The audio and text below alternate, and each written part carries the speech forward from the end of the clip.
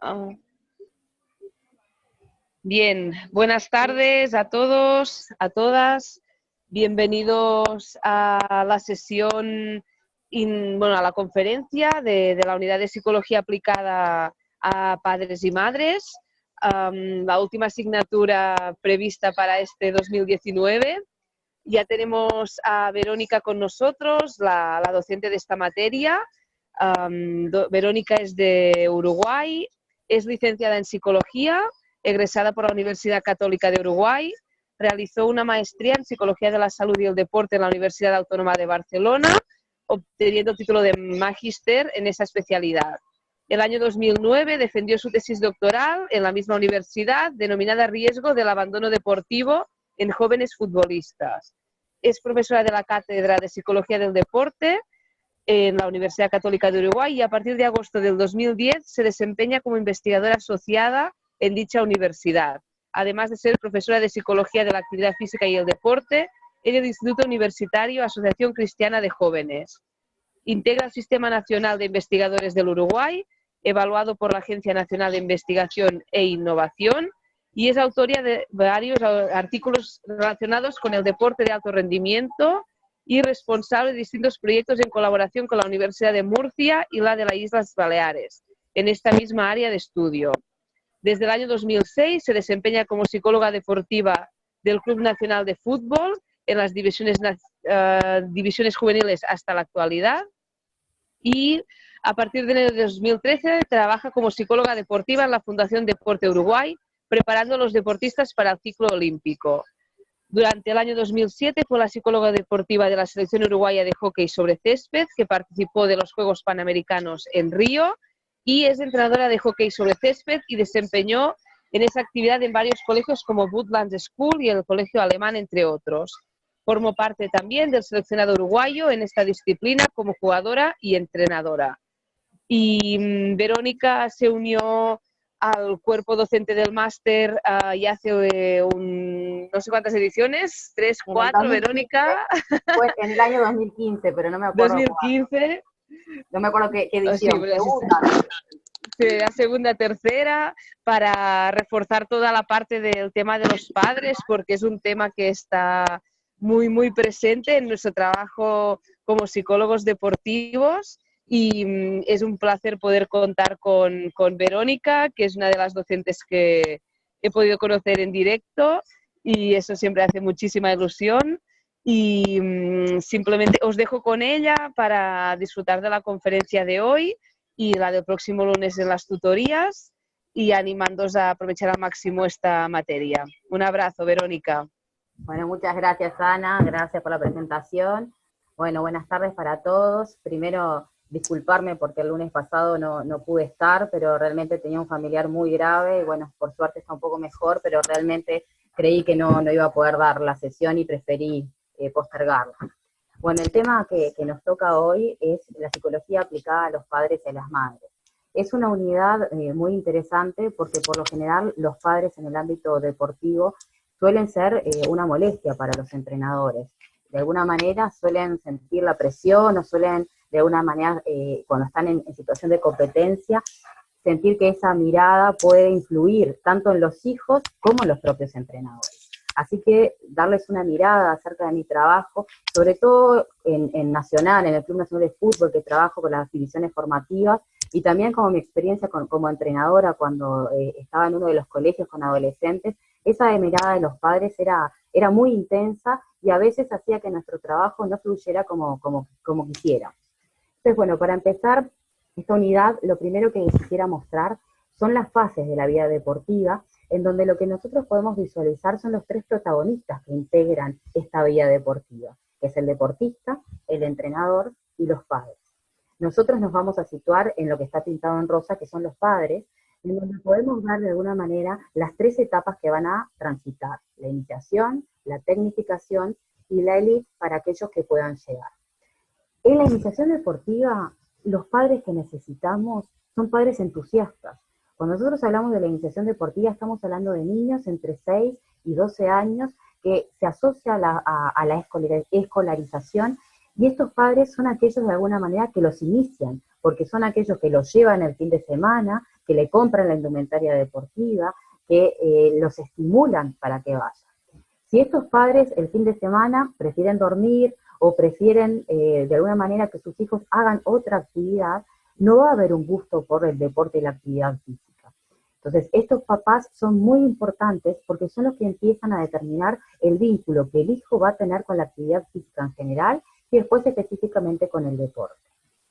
Una vez transitada esta etapa de iniciación, que como les decía va hasta aproximadamente los 12 años, llegamos a la fase de tecnificación. Es ahí donde empieza el entrenamiento, donde empieza la perfección de las habilidades que incorporaron en la etapa anterior. ¿Qué tipo de papás necesitamos en esa fase? Necesitamos padres que sean muy positivos, porque es una etapa en donde esos niños que venían de ser los mejores en su club, ahora pasan a ser del montón. Es decir, por ejemplo, en Nacional capta a los mejores jugadores de baby fútbol de todos los clubes, incluso del interior del país. Cuando llegan a la categoría séptima, que son los que tienen 13 años, pasan de ser los mejores, los goleadores, los capitanes, a ser uno más. Incluso muchas veces a casi ni jugar durante toda la temporada deportiva. Si los padres no hacen una interpretación positiva de este evento, lo que va a pasar es que ese niño se va a frustrar, ese adolescente se va a frustrar y se va a querer ir.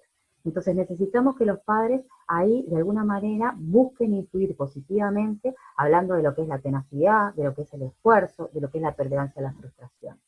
Es muy importante que haya una alianza en lo que se dice en la comunicación entre el club y los padres. Si el club da un mensaje y los padres dan otros, ese adolescente va a tener una gran confusión acerca de lo que va a ser su vida deportiva en esta fase de tecnificación. Y luego viene la última fase, la elite, que realmente son muy pocos los que llegan, porque en la fase de tecnificación es donde suele haber mayor cantidad de abandono deportivo y lamentablemente sobre todo en mujeres. Si logran llegar a esta etapa de elite, ¿qué tipo de padres necesitamos? Necesitamos padres que son muy sacrificados, porque la vida de un deportista de elite hace que su eje de vida sea el deporte, y muchas veces esto significa que los padres se tienen que trasladar, en el caso de Uruguay, por ejemplo, del interior del país a la capital, donde hay instalaciones deportivas de mayor nivel, donde hay apoyo que puedan sostener esta vida deportiva. Esto implica que a veces una familia se tiene que trasladar, dejar a otros hijos al cuidado de otros familiares, o muchas veces los padres dejan incluso los trabajos para venirse, y ahí implica todo un cambio de vida. Incluso les diré que en mi experiencia deportiva me ha pasado ver cómo los padres, y no desde la facilidad, sino desde una gran decisión personal, hacen que sus hijos coman distinto. El hijo deportista come algo que el resto de la familia no lo puede comer. Esto hace que no sea solamente una decisión deportiva, sino una decisión de vida. Y bueno, nosotros tenemos que estar acompañando para que incluso muchas veces estas decisiones no falten al sentido común, ¿no? Por ejemplo, hacer un sacrificio tal en donde se le compre los mejores zapatos deportivos, indumentaria a un deportista y el resto de la familia se quede sin comer. Entonces ahí también es nuestro lugar donde tenemos que poner un poco de sentido común y de cabeza para que la vida deportiva tenga sentido, sea importante, pero no ponga en peligro a toda una familia. Lo siguiente que les quiero mostrar es esta foto que para mí es muy significativa, en donde en la espalda un niño tiene en su camiseta "no me grites, alentame". Y esto es fundamental, porque le está mostrando a su papá lo importante que es el reconocimiento y el apoyo, y no el grito. Los niños y los adolescentes tienen esta particularidad que son capaces de detectar muy fácilmente el grito de una voz conocida, incluso también la del entrenador. Por eso esta coherencia entre el mensaje que da el entrenador y el mensaje que dan los padres tienen que ir de la mano. Por suerte en el Uruguay, en casi todas las canchas deportivas y los clubes, tanto de baby fútbol como de hockey, donde se desempeña la mayoría de los niños y adolescentes, aparecen carteles que inducen a alentar al apoyo y no al grito. Esto es una política que se ha venido haciendo desde los últimos años, justamente por la cantidad de abandonos que han habido por la presión generada por los padres. Aquí mostrarle un poco lo que vimos en el primer PowerPoint, en la primera lámina, donde veíamos los tres protagonistas, al que llamamos el triángulo deportivo, que es el deportista, el entrenador y los padres. Pero no podemos perder de vista que en los últimos años se han agregado otros agentes que son muy importantes, como son los medios, los contratistas y los dirigentes. ¿Por qué le digo que en el último año esto ha sido muy significativo? Porque con la presencia de las redes sociales y de los teléfonos celulares, una jugada deportiva que antes solamente veían los presentes, los que estaban directamente en el campo de juego, hoy puede ser vista al segundo por millones de personas en distintas partes del mundo. Hace unos cuantos años ya hubo un jugador que en ese momento se encontraba, un jugador de fútbol que en ese momento se encontraba en la séptima división, es decir, tenía 13 años, se desempeñaba como arquero, como golero, y ese jugador decidió tener la iniciativa de salir jugando, esquivó o de alguna manera regateó a una gran cantidad de jugadores del otro club, tiró al arco y convirtió un gol de media cancha. Eso que fue algo particular y que incluso podríamos decir hasta fue un atrevimiento que tuvo como niño, como alguien impulsivo, se viralizó y al otro día lo estaban llamando de cadenas internacionales para poder hacerle distintas entrevistas. Esto significó que tanto nosotros como club, como sus padres, tuviéramos que tener entrevistas personalizadas para sacarle trascendencia a este evento. Porque en este caso además estamos hablando de un deporte colectivo, en donde de alguna manera si un jugador pasaba a ser el protagonista, dejaba de alguna manera poco iluminados o como con poca trascendencia al resto de sus compañeros. Y acá también fue muy importante la presencia de los padres, porque si los padres seguían permitiendo dar entrevistas todo el tiempo, ese adolescente dejaba de estar concentrado en su tarea deportiva, que era jugar, para pasar de alguna manera a ser una figura que realmente no lo era. La otra es la figura de los contratistas, que muchas veces dejan de lado a los papás, es decir, les sacan el rol de padres y aparecen a veces en reuniones que, por ejemplo, como club hacemos con y para los padres. En este caso, nosotros también como institución hemos decidido dejar en claro que pueden venir cualquier tipo de familiar, pero nunca un contratista que les saque ese lugar, porque nosotros el diálogo no lo podemos tener con los representantes, sino con los papás que estén involucrados y que además le damos un lugar de empoderamiento a estos papás. Y por último están los dirigentes, que muchas veces dan un mensaje que no es el que dan ni el entrenador, ni los papás, ni los deportistas. Entonces, en esta coherencia de la que hablábamos antes, es muy importante que cuando estamos hablando de una dirigencia y estamos hablando de la filosofía de una institución deportiva, tiene que haber un mensaje claro y que deje de lado cualquier tipo de ambigüedad. De esta manera, el mensaje que da tanto la institución, el entrenador como los padres van en la misma línea y no solamente le asegura la continuidad deportiva, sino una formación integral a un adolescente que va a recibir el mismo mensaje por diversos agentes. Por otro lado, existen clasificaciones de padres. Yo voy a utilizar una que me la brindó Josep Marí, que es el psicólogo responsable del CAP, del CAR, del Centro de Alto Rendimiento que se encuentra en Sant Cugat, en Barcelona. Yo ahí hice mi doctorado y tuve la posibilidad de vivir un año entero en un centro de alto rendimiento. Y bueno, y teniendo algún encuentro con Josep Marí, él me habló, me pudo brindar de un material que para mí es sumamente importante, que es esta clasificación de padres. Esta clasificación de padres también está tomada de otros referentes que hace muchos años vienen hablando de los distintos tipos de padres que existen en el deporte, como es el caso de Small y de Smith, que son autores que trabajan mucho este tipo de clasificación. A mí, quizá por estar hablando más de latinos, me parece que esa nomenclatura nos identifica mucho, y bueno, les voy a tratar un poco de representar lo que significa cada una de ellas. Cuando hablamos de padres no participativos, estamos haciendo alusión a aquellos padres que no van y acompañan a sus hijos al evento deportivo. Son aquellos papás que los fines de semana o no llevan a su hijo o hacen que su hijo vaya al evento deportivo con otras personas, sean otros padres, sea un tío, sea un amigo de la familia, o directamente los dejan y se van. Esto hace que el niño y el adolescente sienta que para su padre esta actividad no es importante. Cuando hablamos de niños, el niño realmente juega para que su padre lo vea, para que su padre y su madre, que en el resto de la semana no pueden disfrutar o no pueden visualizar lo que es esa actividad deportiva, ese fin de semana lo pueden hacer. Y acá tienes una significación en cuanto a lo afectivo, en cuanto a lo importante de la figura paterna para un niño. Cuando estamos hablando ya en edades más altas, como los adolescentes, el hecho de que no vaya nunca también está hablando de que esa tarea no le resulta de interés para el padre. Y pensemos en aquellos niños y adolescentes que académicamente no les va bien. El único lugar que quizá tienen para poder demostrar todos sus talentos y sus fortalezas es el deporte. Y sus padres no lo pueden observar porque no van. Es decir, que no hay un lugar en donde esos padres puedan observar no solamente el talento, sino la autoestima de su hijo. Es decir, se están perdiendo una parte muy importante.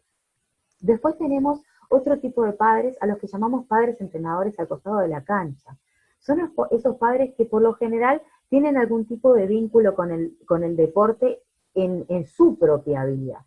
O son exdeportistas, o son entrenadores que tienen este rol en la actualidad, o son aficionados que viven con gran fervor el vínculo con el deporte. Y por lo general, lo que pasa es que dan mensajes ambiguos a lo que da el entrenador. O muchas veces están pegados al entrenador y tapan la voz de ese entrenador. A mí me pasó en el rol como formadora, como entrenadora de hockey, que estaba dando indicaciones, instrucciones propias a niñas y adolescentes, y un papá, con la mejor de las intenciones, muy fervoroso, empezó a gritar a la hija que tirara al arco desde afuera del área. En el hockey, el gol solamente vale de adentro del área, es decir, que la indicación que le dio era equivocada. Frente a ese comentario yo inmediatamente le dije, no, fulanita, no hagas eso, pero esa chica escuchó a su papá y no a mí como entrenadora. Tiró al arco, convirtió el gol, pero el gol no fue tomado en cuenta por estar fuera del área. Entonces ahí vemos muchas veces como los papás, a veces con acierto en lo que pueden llegar a decir, pero otras veces totalmente ignorantes frente al deporte que están viendo, pueden dar algún tipo de instrucción que no es la deseada por el entrenador. Pero además también pueden estar aquellas instrucciones que tienen que ver con lo anímico, ¿no? Como tenés que hacer tal cosa, o vos podés, o sos un burro, y todo eso también puede influir negativamente en relación al rendimiento deportivo de su hijo. Otro tipo de clasificación que tenemos son aquellos padres que están bien orientados psicológicamente. Muchas veces nos olvidamos de premiar y reforzar a estos padres, que son aquellos que alientan, que son aquellos que interpretan positivamente incluso eventos como una derrota, padres que incluso también frente a la pérdida, y pérdida quizá deportiva con diferencia importante o significativa, son capaces de ver que sus hijos o sus hijas han mejorado, han evolucionado, han adquirido dominios que hasta ahora no los tenían. ¿Qué nos pasa muchas veces? A estos padres, que a veces son la mayoría, no los dejamos ver en relación a la cantidad de otros padres que son quizás los más invasivos o los que más solemos repetir, aquel padre que no va o aquel padre que de alguna manera da un mensaje opuesto al que nosotros queremos dar. Es importante que nosotros también eduquemos a través del ejemplo y pongamos como referentes a algunos padres que tienen una conducta muy deseada y que hay que intentar que sea repetida. Pero si nosotros no mencionamos a aquellos padres que lo hacen bien, no les estamos dando la posibilidad a otros padres de tener un modelo a seguir. Entonces también es responsabilidad de nosotros los psicólogos y de las instituciones en general mostrar y dejar bien en claro y en evidencia a aquellos padres que lo hacen muy bien. Por último, tenemos a los padres a los cuales denominamos padres de asistencia técnica en carretera. Es un nombre como bastante gracioso porque decimos, bueno, pero ¿qué hacen este tipo de padres? Son aquellos padres que al contacto con el entrenador suelen ser muy cálidos, suelen ser muy afectuosos, pero en el momento en que llevan a su hijo o a su hija a la competición deportiva, son aquellos que les dan instrucciones de todo tipo y que incluso le quitan mérito y poder al entrenador, ¿no? Por ejemplo, le dicen, tú haces lo que yo te digo porque el entrenador tiene sus preferidos y a ti no te va a poner o no te va a dejar lucirte. Tú cuando te diga tal situación, hacé lo otro porque yo realmente pensá que soy la persona que más conozco y sé acerca de vos, ¿no? Entonces, estos chicos, cuando llegan a escuchar la charla técnica que va a propiciar el entrenador, tienen sus canales de procesamiento totalmente saturados. porque en todo el tiempo que llevó el traslado hacia el evento deportivo, ya fueron instruidos en relación a lo que tenían que hacer o a lo que no tenían que hacer. Es decir, que cuando llegan a tratar de escuchar a su entrenador, no tienen la capacidad sensorial porque realmente están agotados. Y son estos los padres más difíciles de detectar, porque como son muy cálidos en relación al entrenador, y esto ocurre en situaciones que el entrenador no lo puede captar y visualizar, no lo sabemos. Es decir, que son los padres que realmente nos hacen la tarea un poquito más difíciles, porque lo único que podemos detectar y a través del tiempo es que sus hijos llegan cansados a la situación deportiva. Pero uno puede, de alguna manera, decir que hay muchos factores que pueden llevar a que un niño o un adolescente esté cansado. Esto es a través del tiempo, a través de situaciones que se mantienen como constantes, que nos permiten poder llegar al diagnóstico de quizás que estamos frente a este tipo de padres. Lo siguiente que les voy a mostrar es un modelo que relaciona mucho la presencia y la figura de los padres. El modelo que les voy a presentar es el modelo de compromiso deportivo. Este es uno de los modelos que estuvo presente en mi tesis doctoral, y es un modelo que lo que hace referencia es al deseo que tiene todo deportista de querer continuar esta y la siguiente temporada deportiva practicando la misma disciplina. Es un deseo, quiere decir que tiene que ver con una connotación 100% psicológica y que habla de la voluntad o no de seguir eligiendo esta disciplina deportiva. No viene de la psicología del deporte, sino que proviene de una psicología que estudia las relaciones interpersonales y específicamente las relaciones amorosas. El autor que lo planteó se llama Roswell y trabaja justamente en aquellos factores que hacen que una pareja pueda permanecer durante mucho tiempo adherida a esa pareja, eligiéndola todos los días y dejando de lado otras alternativas que podrían aparecer como más atractivas. Lo mismo pasa con el deporte en relación a este modelo. Este modelo está compuesto por 6 subescalas que relacionan o correlacionan positiva o negativamente en relación al compromiso deportivo. Yo les voy a contar de qué se trata cada una de ellas y qué es lo que dice la literatura científica en relación a esta correlación. Cuando hablamos de la diversión deportiva, la literatura científica es clave y es contundente en decir que esta dimensión es la que más trascendencia y es más contundente en relación al compromiso. Es decir, que los niños y adolescentes que se divierten y disfrutan en aquella actividad que están realizando, van a tener mayor posibilidad de mantenerse más tiempo adherido a la práctica deportiva. Los artículos científicos realmente coinciden en esto, es decir, que hay una contundencia en que la diversión es el factor más protector para que un niño y un adolescente se mantenga por mucho tiempo adherido a esta práctica. Luego sigue las alternativas a la implicación. Cuando hablamos de las alternativas a la implicación, estamos hablando de todas las otras actividades que un niño y un adolescente puede tener y de alguna manera que pueden dividir su energía. Por ejemplo, el estudio, la realización de otros deportes, tener novia o novio, tener un grupo social muy fuerte. No podemos decir que un deportista no tiene que estudiar, está claro que tiene que estudiar, pero si un deportista de alto rendimiento, por ejemplo, quiere llevar de forma paralela una carrera universitaria, se va a tener que dividir esa energía. Por eso muchas veces tenemos que plantear prioridades y buscar otras alternativas quizá que no sean las presenciales para que pueda estudiar. Entonces, también acá la literatura es contundente y dice que a mayores alternativas a la implicación, menor será el compromiso deportivo. Es decir, que cuantas otras actividades y otras atracciones tenga el deportista, su energía se va a ver dividida en relación a lo que es su práctica deportiva habitual. Luego tenemos las inversiones personales, que son todas aquellas tareas que el deportista hace para, de alguna manera, ser mejor deportista, ¿no? Por ejemplo, tiene que ver con los cuidados en relación a la alimentación, tiene que ver con la calidad del sueño, tiene que ver con la suplementación, con la hidratación, con una adecuada alimentación, es decir, todo aquello que el deportista hace para que su rendimiento se vea beneficiado, ¿no? Tiene que ver con lo económico, pero también tiene que ver con mayor dedicación en el tiempo en relación a esto.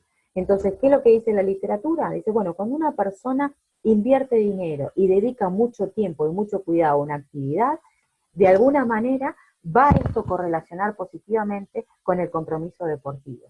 ¿Por qué? Porque si en algún momento aparecen las dudas de querer dejar esa disciplina deportiva, bueno, va a pensar en todas aquellas inversiones que ha hecho y va a pensar 2 o 3 veces antes de dejar.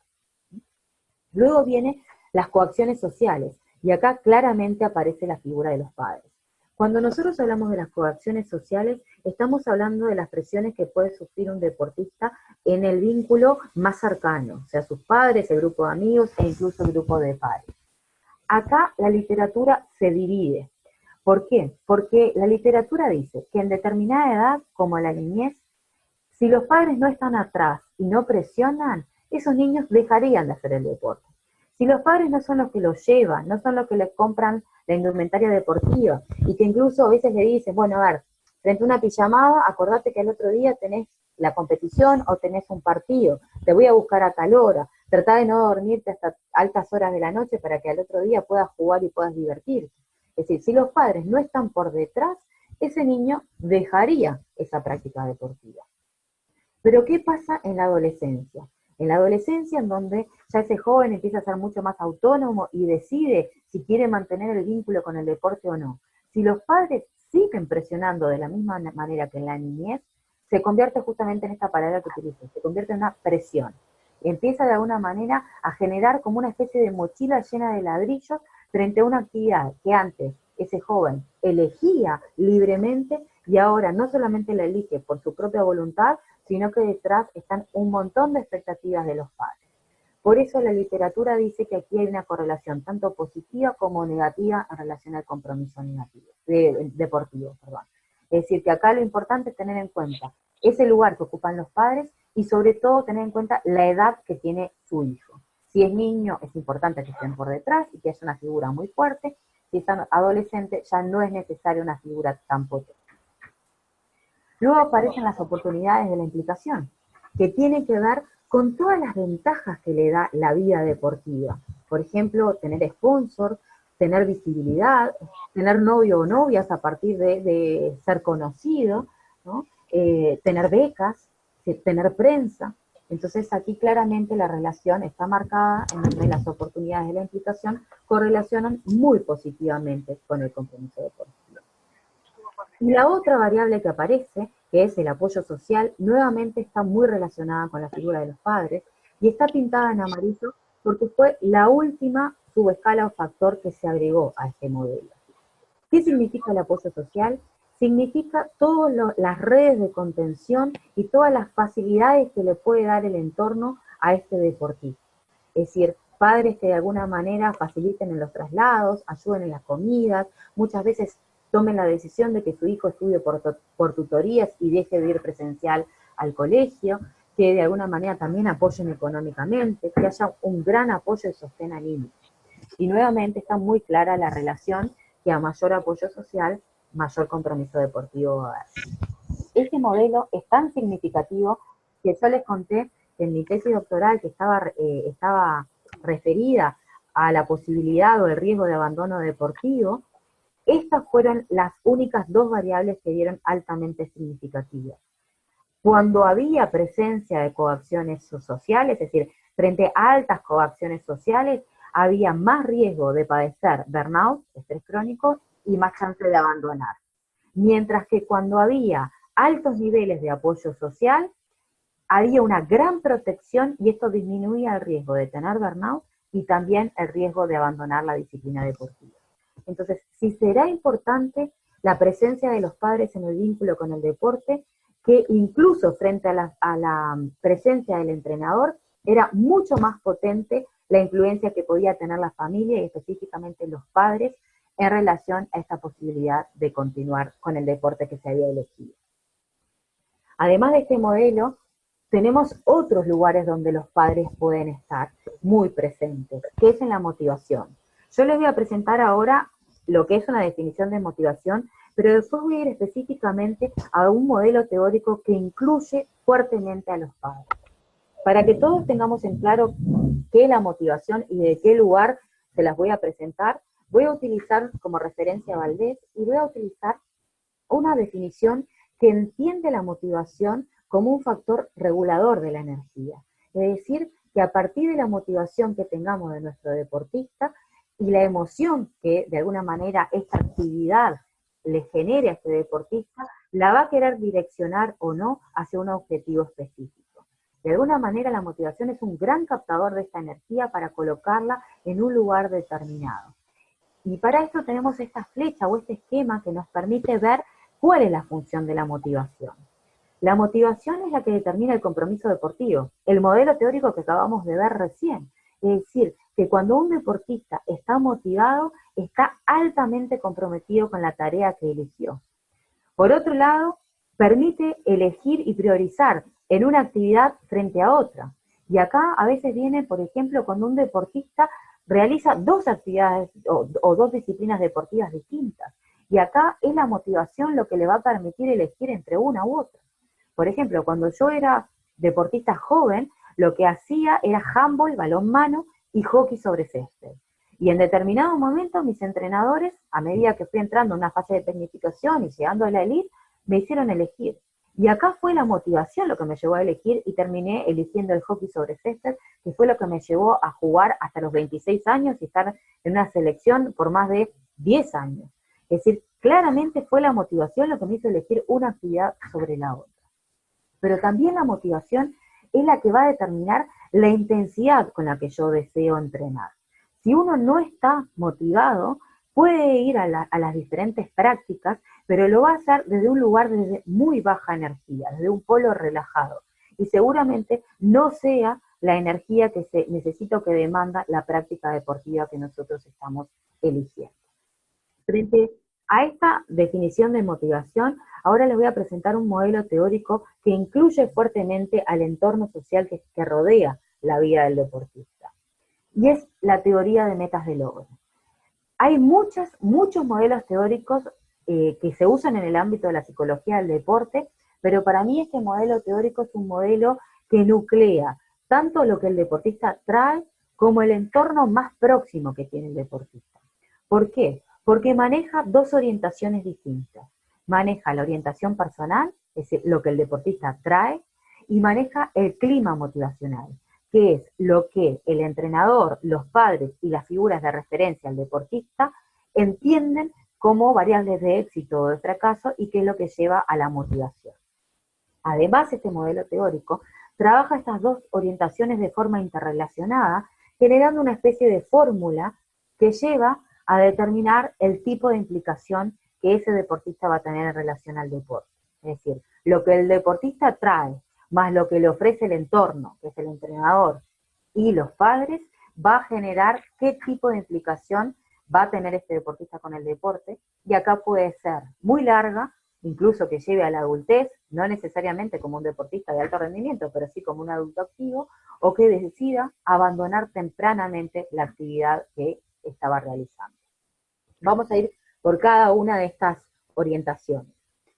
La motivación como variable individual se llama orientación motivacional y de alguna manera lo que va a establecer son aquellos criterios individuales, es decir, lo que para el deportista significa ser exitoso o significa ser un fracasado. Es decir, esto es lo que cada uno trae a partir de su personalidad. Claramente tenemos que tener en cuenta que la personalidad tiene un componente, que es el carácter, en donde influye la cultura. Pero bueno, esto es lo que el deportista trae a la hora de realizar su práctica deportiva, que va a estar dividido en dos tipos de orientación. La primera la llamamos orientación a la tarea y está muy relacionada con que el deportista sienta que es exitoso al compararse consigo mismo. Es decir, que va a tomar como parámetro a sí mismo y a lo que hizo las veces anteriores. Y va a sentir que es exitoso si de alguna manera percibe que lo ha hecho mejor que la vez anterior a la que tuvo desempeño. A su vez, el éxito está relacionado con el esfuerzo y con la superación personal. Tiene como objetivo personal y central la formación personal, la adquisición de dominios, es decir, ser mejor y tener cada vez mayores habilidades en relación a su propia persona. Y está muy relacionado con la motivación intrínseca. Esto tiene que ver con el disfrute y por la pasión por hacer lo que uno desea. Nuevamente acá aparece la subescala de la diversión deportiva que correlacionaba positivamente con el compromiso deportivo. Tenemos otra orientación, que es la orientación al ego. En esta, el deportista siente el éxito cuando se compara con los demás, cuando siente que es mejor que los demás. Y aquí el éxito está dado o focalizado en superar a otro deportista. El objetivo central es ser mejor que los demás y está muy, muy relacionado con la motivación extrínseca, que tiene que ver con los premios, con el reconocimiento que los otros hacen de su desempeño deportivo. Nosotros no podemos decir que hay una orientación que sea mejor que la otra, ni de hecho que un deportista que tenga una no puede tener la otra. De hecho se llaman que son ortogonales, es decir, que puede estar altas las dos. Lo que sí está claro es que hay una orientación que es más saludable y más adaptativa, que es la orientación a la tarea. ¿Por qué? Porque ahí nos permite alcanzar el máximo potencial que un deportista tiene de sí mismo. Si uno está siempre parado en la comparación con los demás, podemos ser el mejor de un grupo de mediocres. Es decir, que el hecho de ser mejor en un contexto no significa que seamos buenos. Y esto muchas veces le pasa a los deportistas uruguayos. Recuerden que en el Uruguay son 3 millones de habitantes y gente que está en actividad son mucha menos. Entonces tenemos deportistas que tienen récords nacionales, que son los mejores indiscutidamente, pero cuando cruzan la frontera se encuentran con un nivel que es tremendamente superior al de sí mismo. Si estos deportistas solamente estuvieran orientados al ego, en el Uruguay serían altamente motivados, pero una vez que cruzan la frontera, sentirían una gran desmotivación porque no lograrían alcanzar ser mejor que otros. Entonces tenemos que tender a buscar las dos orientaciones elevadas, que traten de ser su mejor versión y al mismo tiempo que traten de ser mejor que los demás. Pero recuerden que esta es la faceta individual, la orientación motivacional. Y teníamos otra variable que era el clima motivacional.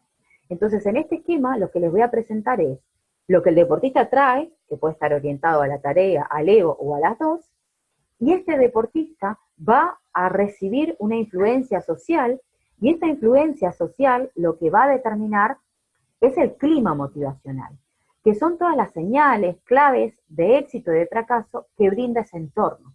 Es decir, lo que para el entorno es entendido como alguien exitoso o como alguien fracasado.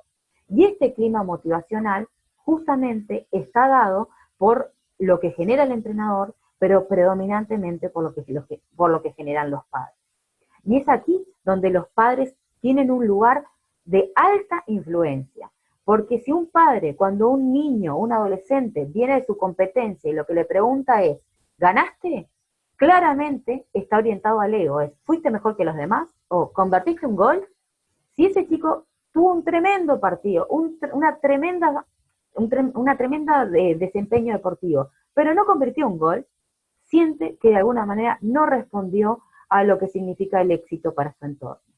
Entonces, orientar a los padres a hacer preguntas como, ¿te divertiste? ¿Disfrutaste? ¿Cómo sentiste que lo hiciste? Ahí cambia la orientación de cómo podemos percibir el éxito o el fracaso. Recuerden que el clima motivacional también puede ser a la tarea o al ego. Es decir, que podemos tener un entrenador y unos padres que lo que estén predominando en este clima es la superación personal, el esfuerzo, la comparación sobre sí mismo, pero también podemos tener entrenadores y padres que lo que busquen es que su hijo sea el mejor, que sea el que más cantidad de minutos juegue, que sea el que tenga mayor cantidad de tiempo de la pelota que sea el que tenga como el mayor protagonismo en la actividad deportiva que se esté desempeñando. Y esto que genera el entorno, este clima que de alguna manera generan los padres y también los entrenadores, vuelve a lo que es la orientación e influye en esto que los deportistas traen. Por eso es bien importante que los padres, que los entrenadores tengamos una coherencia en el mensaje que le damos a nuestros deportistas. Si estamos en una fase formativa e incluso en la fase de tecnificación, lo que tenemos que buscar siempre es el progreso personal, la motivación intrínseca, el dominio, tratar de encontrar las destrezas y las habilidades y no solamente focalizar en ser mejor que los demás. pero también es cierto que si queremos buscar que nuestro hijo llegue al alto rendimiento, además de ser su mejor versión, tiene que intentar ser mejor que otro. Por eso es importante que en este modelo estén altas las dos y no se priorice. Si se prioriza una orientación a la tarea, estaríamos igualmente dentro de un polo saludable, pero no hacer una orientación que esté solamente destinada al ego. Para entender el estado de implicación, es decir, esta fórmula de la que hablábamos anteriormente, decíamos que el deportista viene con una orientación, o a la tarea o al ego, y se va a encontrar con una influencia social, que es lo que va a generar el grupo de padres, los entrenadores y su entorno más próximo.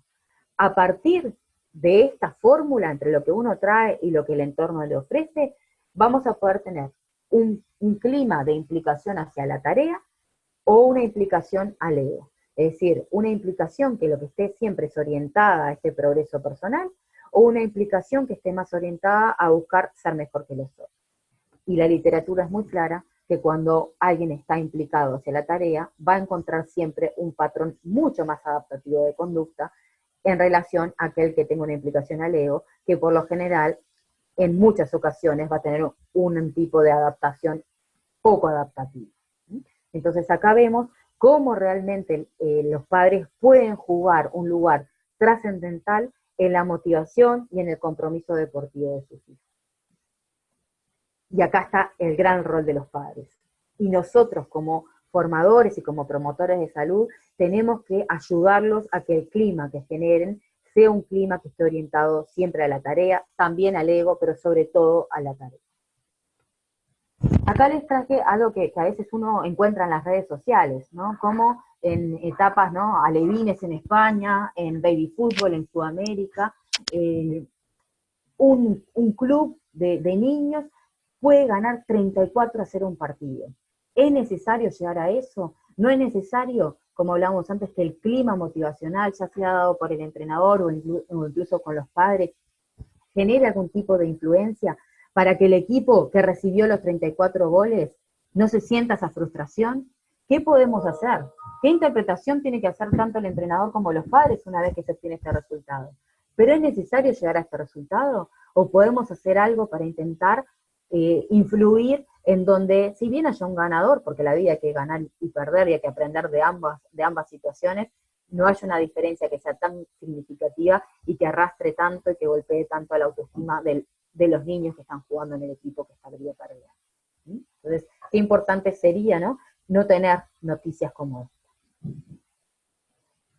¿Qué comentarios a mí me pasan en mi práctica profesional? Recuerden que yo trabajo en un club que recibe a niños, pero que trabaja con adolescentes, y en mis 13 años de práctica nacional, de práctica profesional, he escuchado varios comentarios, pero los más significativos y dolorosos para mí son estos, ¿no?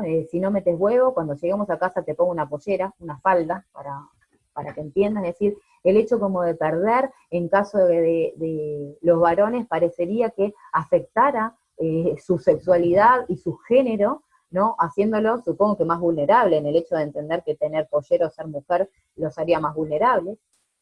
Otro padre, si no metes un gol, te volvés corriendo detrás de la motocicleta, y lo hizo, su hijo fue corriendo detrás porque no convirtió.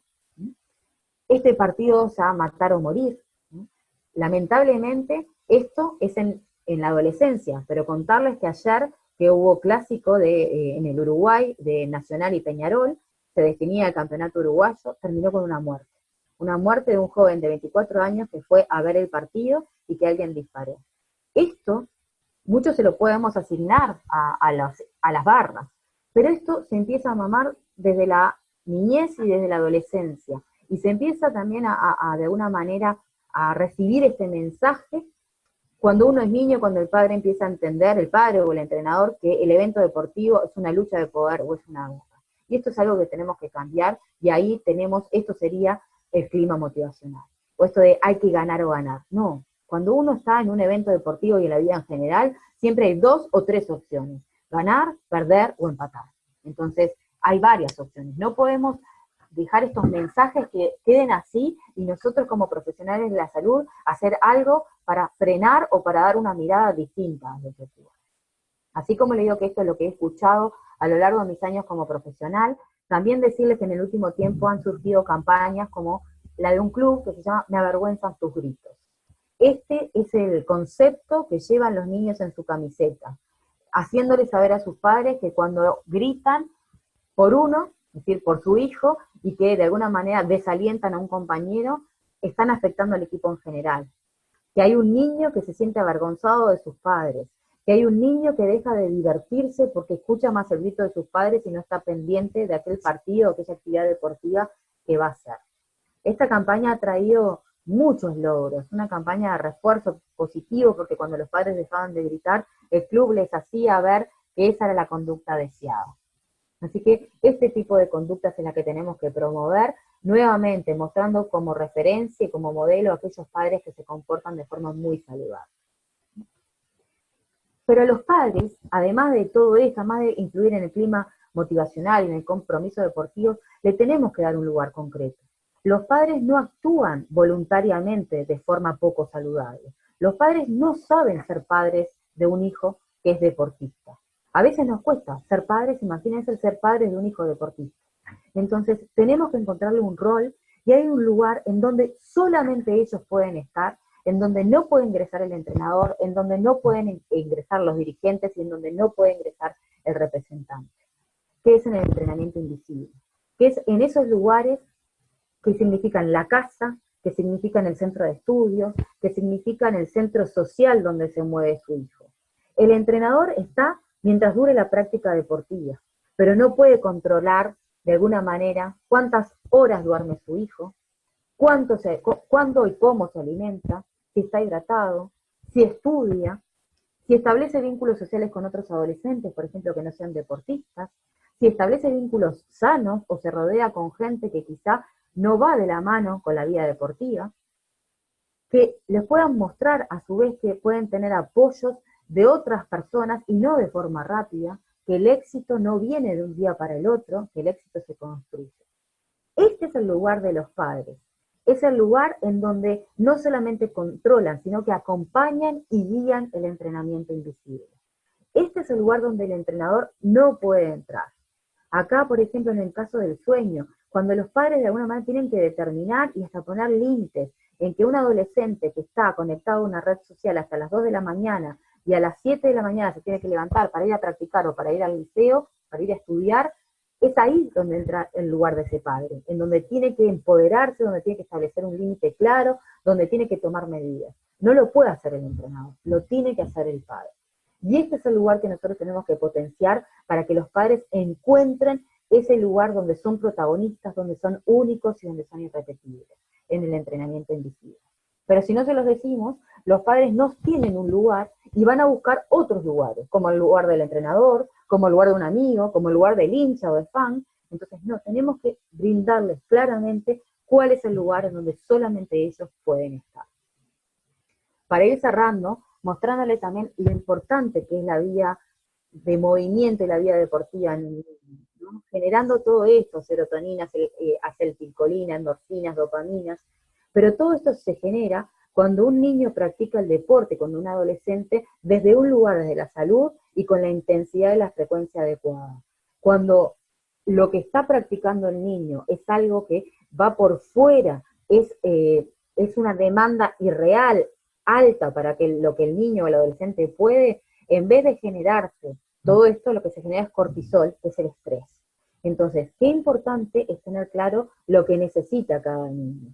Y lo que necesita cada niño, voy a pasar esta, es un entrenamiento que esté acorde a su etapa evolutiva, ¿sí? Es decir, tanto el entrenador como los padres tienen que tener claro esto. Hay padres que sienten que su hijo entrena poco y lo llevan con un personal trainer. Es decir, que además de lo que tiene como rutina con su club, tiene una carga, una frecuencia, una intensidad que ni siquiera muchas veces el entrenador lo sabe. Esto realmente es algo muy poco saludable y que seguramente acorte la vida deportiva de su hijo. Que sea una mezcla sana entre recreación y aprendizaje. El juego es vital para un niño y también para el adolescente. Que esté centrada en cada niño, es decir, que por más que estemos frente a deportes colectivos, que sea individualizada, que no saque de foco esta mirada integral e individual. que sea flexible y práctico para que todos puedan sentirse reforzados. Algunos por el dominio, por el talento, otros porque van a encontrar un grupo de amigos, otros porque van a estar en un lugar descontracturado. Es decir, tenemos que brindar tanta cantidad de estímulos como sea necesario para que los diferentes niños y adolescentes sientan que por un motivo o por otro, hacer deporte es importante en su vida. Cuanto más heterogéneos sean los grupos, mejor es, porque crecen todos. Buscar grupitos iguales del mismo nivel no genera mayor aprendizaje, estanca. Y acá, incluir a los padres. Los padres tienen que tener un lugar, y cuando los padres sienten que tienen un lugar, nosotros ahí también los podemos tener limitados y encuadrados. El tema es cuando los padres no sientan tener un lugar, se van metiendo en otras áreas que no les corresponden. Para ir cerrando, les quiero mostrar este esquema que generó Torregrosa y Cruz de la Universidad Autónoma de Barcelona, que lo que dicen de alguna manera es que cuando alguien inicia en una actividad deportiva, si tiene a un entrenador adecuado, con las cargas adecuadas, con los padres que acompañan, que entienden el deporte como juego, lo que vamos a tener es a un niño que va a estar muchos años adherido a la práctica deportiva y que puede convertirse en el futuro o en un deportista de élite, y si no es un deportista de élite, se va a convertir en un adulto activo, es decir, alguien que siempre va a estar relacionado con la actividad física. Ahora, si en la iniciación deportiva tenemos un entrenador que exige por demás a un grupo de padres o a padres que generen presión y desgaste, vamos a tener dos opciones. La primera es que haya un abandono deportivo, que de última les diré que es la más sana, es decir, ese niño o ese joven entiende que no puede con esta situación y va a poner como una estrategia de afrontamiento el abandono. Y seguramente en la adultez sea alguien sedentario.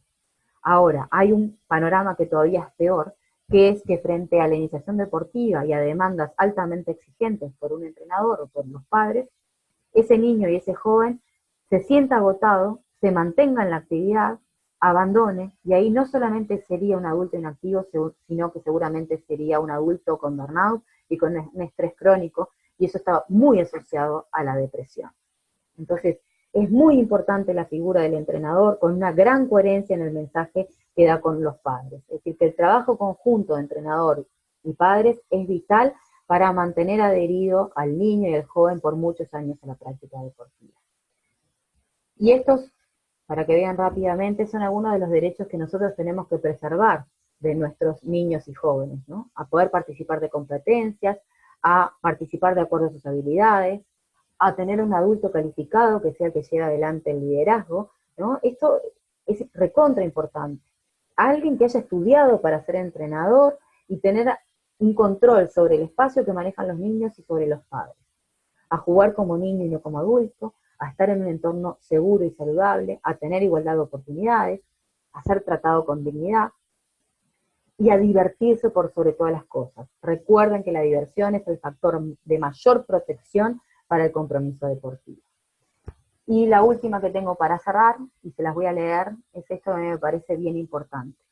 Se habla a menudo del juego como si se tratara de un descanso del aprendizaje serio, pero para los niños el juego es parte fundamental del aprendizaje serio. El juego es realmente el trabajo de la infancia. O sea que pensemos que tanto en la infancia y también en la juventud, el entrenamiento tiene que estar basado en la diversión y en el juego. No podemos pensar que sea un trabajo cuando estamos hablando de edades tempranas. Esto ya sea si viene del entrenador como si viene de los padres. Muchas gracias.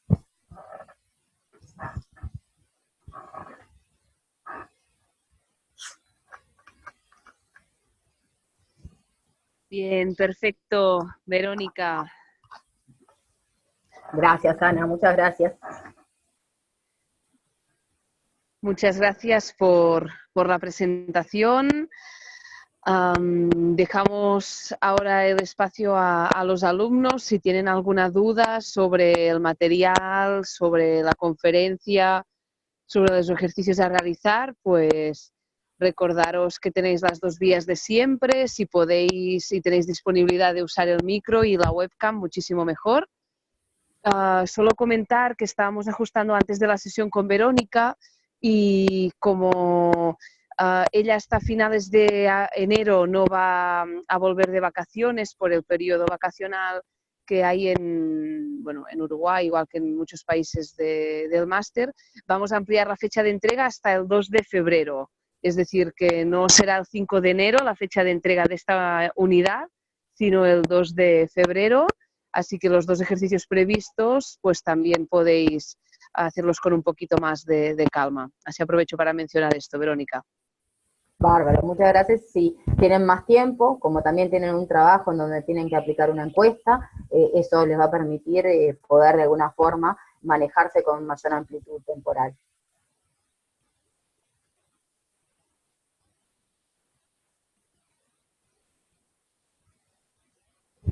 Voy a leerte una pregunta de Marc, que la ha planteado en el chat.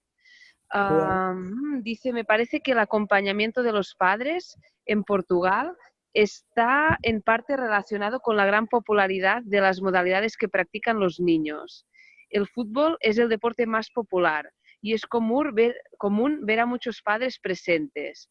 Sin embargo, en el hockey sobre patines no vemos tanta participación de los padres. ¿Alguna vez has tenido que lidiar con ello?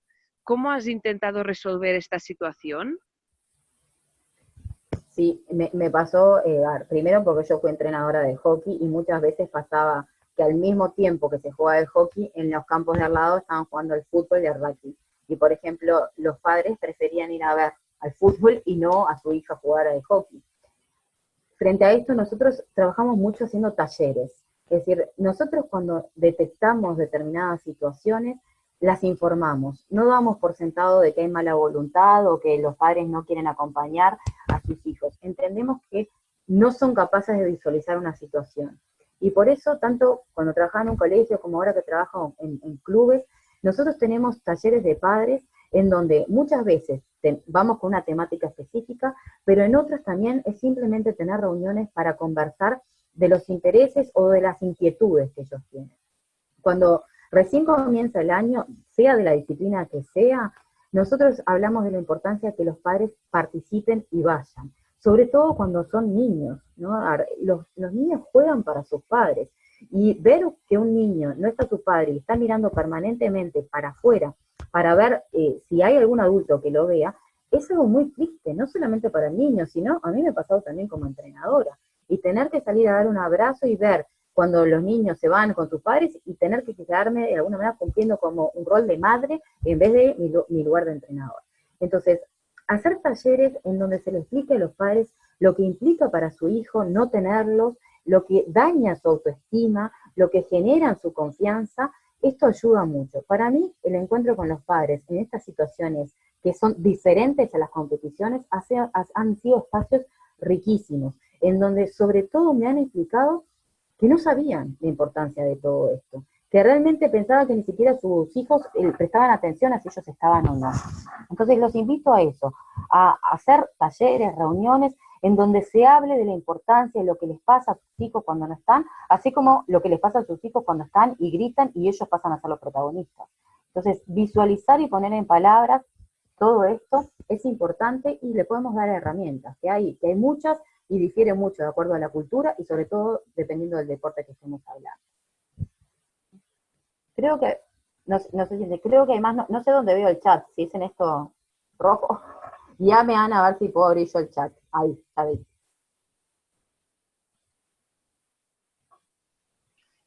Sí, en participantes puedes Sí, pero verlo el chat. No sé si... hice relajo, para que ya vuelvo. No sé qué hice ahora. ¿Cómo vuelvo a la pantalla, a compartir pantalla? No. A ver, un segundo. Sí, ahora estás compartiendo la pantalla. Bien, y el chat acá, no. El No veo. chat en participantes lo puedes ver. Pero me salió otra vez.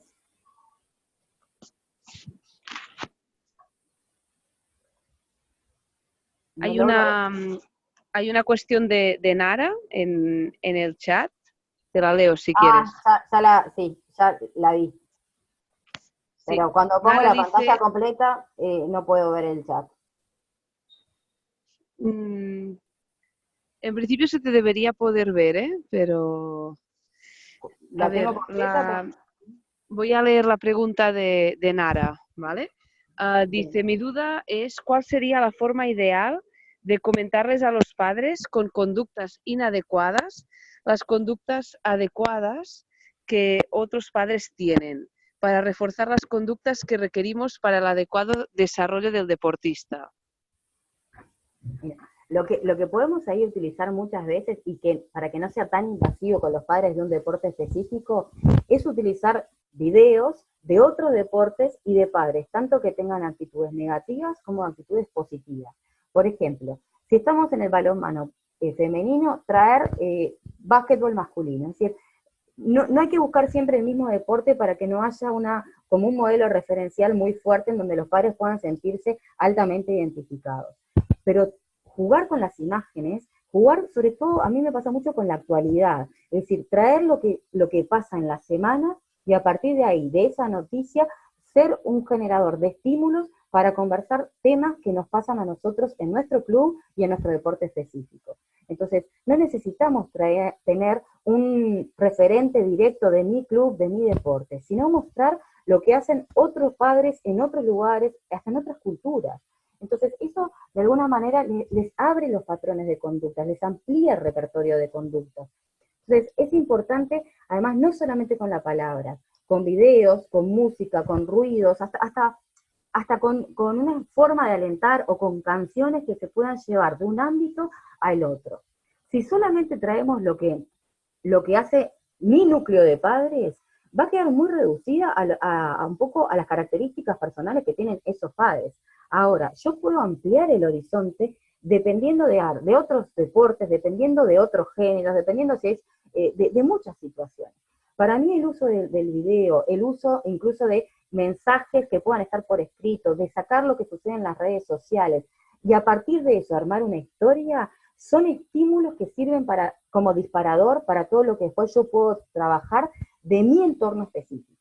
Entonces, utilizar esos recursos para mí han sido de gran utilidad y no son demasiado intensos a nivel de las identificaciones que le puedan pasar. Es decir, si yo filmo a los padres de mi club y luego lo paso en un video, es muy fuerte que ellos puedan ver a aquellos padres que lo hacen bien y a aquellos padres que lo hacen mal.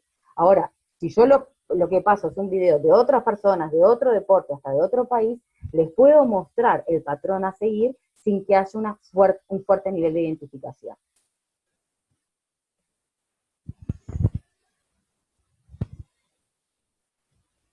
No sé si ahí está claro. Bien. De acuerdo, muchas gracias, dice Nara. No, gracias a ustedes. Claudia Hernández se ha retirado y agradece la conferencia y dice que deja sus dudas para la sesión de intercambio del próximo lunes y un abrazo para Bien, todos. muchas gracias. Y no sé si hay alguien más que tenga alguna cuestión para la sesión de hoy.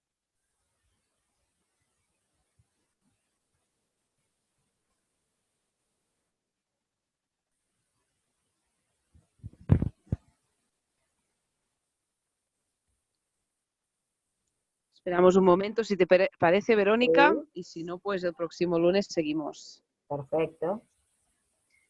Carla dice, por el momento todo bien, gracias.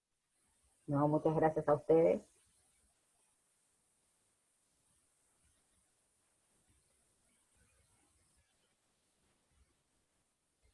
Bien, pues parece que no hay más dudas. A ver, también de Citlali, muchas gracias, bastante claros, saludos. Gracias. Así que, sí, de momento yo creo que no hay más dudas, así que podemos emplazarnos a la siguiente sesión del próximo lunes y ahí poder resolver las dudas que hayan. También Verónica va a completar el tema de las herramientas de evaluación que solicitabais para saber qué instrumentos y cuestionarios utilizan los docentes y nos ha confirmado que también lo va a preparar, así que también lo podéis comentar en la próxima sesión. Y de hecho, les puedo incluso pasar los cuestionarios que corresponden a estas variables, ¿no? Existe el cuestionario de modelo de compromiso deportivo y el cuestionario de orientación motivacional y el cuestionario de clima motivacional. Creo que eso les va a ser de utilidad. Así que bueno, yo pensé que eran solamente referidas a los padres, pero además ese tipo de cuestionarios tienen varias aplicaciones más, así que lo subo y después si quieren el lunes lo hablamos. Perfecto, Verónica. Pues agradecerte la participación a la sesión de hoy. También muchas gracias, estaría de lujo, dice Miguel. Así que nos emplazamos el próximo lunes a poder seguir debatiendo sobre psicología del deporte y especialmente sobre padres. También añadir los agradecimientos por parte tanto de Ana Sorrentino, muchas gracias, muy claros, saludos, y también de Carlos Fernández, que saluda y da las gracias.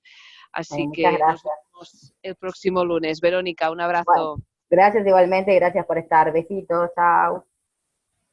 Un besito a todos y simplemente informaros, ya os mandaremos los enlaces, aparte de la sesión de intercambio y tutorías que se va a realizar en el horario habitual el próximo lunes a las 7 de la tarde hora española.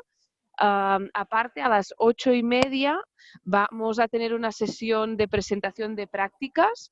En este caso, el alumno que las va a presentar es Enrique Sánchez, de España, y nos va a presentar el trabajo que estuvo realizando con Juan González en la Liga Brave en Murcia. Así que va a ser una exposición muy interesante de un proyecto que ya tiene una trayectoria muy amplia en el tiempo y que consideramos que puede ser muy interesante para cerrar esta parte del año también. Un abrazo a todos, nos vemos el próximo lunes. Hasta luego.